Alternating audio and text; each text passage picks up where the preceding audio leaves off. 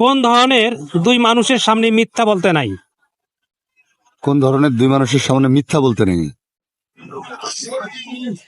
সব ধরনের মানুষের সামনে মিথ্যা না বলা উচিত অবশ্যই। তারপর বিশেষ করে কোন দুই জনের সামনে মিথ্যা বলতে নাই? উপরাল্লাহ। জি, উপরাল্লাহ। উপরাল্লাহর সঙ্গে। হ্যাঁ, বাবা মায়ের সাথে তো মিথ্যা না বলাটা উচিত।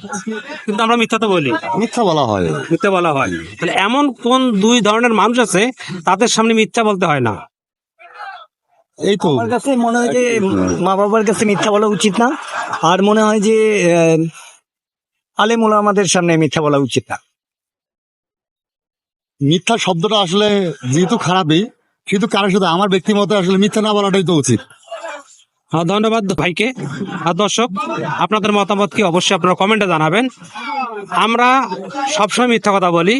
এই মিথ্যা কথা কোন ধরনের দুই মানুষের সামনে বলা উচিত না বা বলতেই পারি না। কোন ধরনের মানুষ, অবশ্যই আপনাদের মতামত কি কমেন্টে জানিয়ে যাবেন। ধন্যবাদ।